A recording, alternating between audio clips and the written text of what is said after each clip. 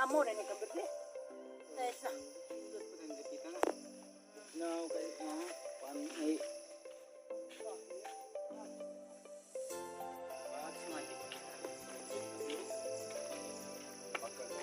Balik ka lang lang.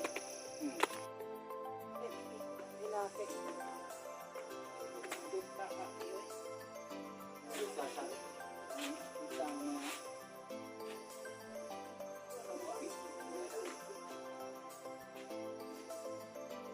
Antad mo na. Yung pudanin na. Nagagunga ko ba na pag sir magaling. Iyo, majud nga namang binuhat sa Ginoo dindot kayo. Muto di pa ginawa na. Uyab ka ba? Kaya pag di na. Wa ta ko ang Ginoo. Ako. Di ko ito. Kuan. Mas Ginoo. Tingnan mo. Kaya nga naman. Oy. Yang di katepong ni.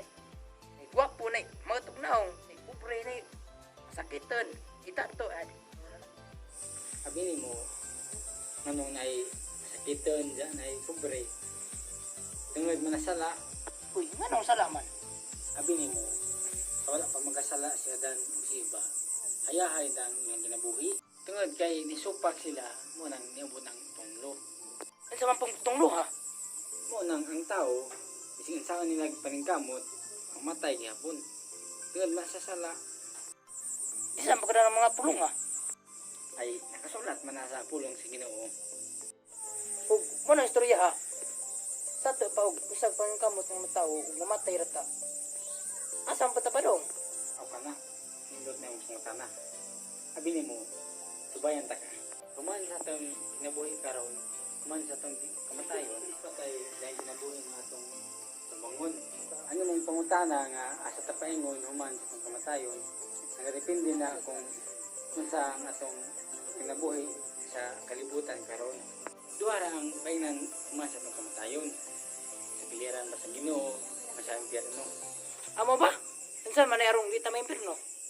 Ang paagi sa Dios aron di ta maimpyerno, yang gipadala ang iyang bugtong anak mao si Jesucristo. Mo nang nagingon ang pulong sa Ginoo sa Roma 6:23, ang bayad sa pagpakasala mao ang kamatayon. Apan ang gasa sa Dios mao ang kinabuhi nga walay kamatayon nga makaplagan diha sa Kristo. Wala nga samtang naapata sa kalibutan, samtang dili pa ulay ang tanan, tugyan ang kinabuhi nimo sa Ginoo. Kay isang sa kadako sa sala nimo sa Ginoo kaya na niya ang pasaylo.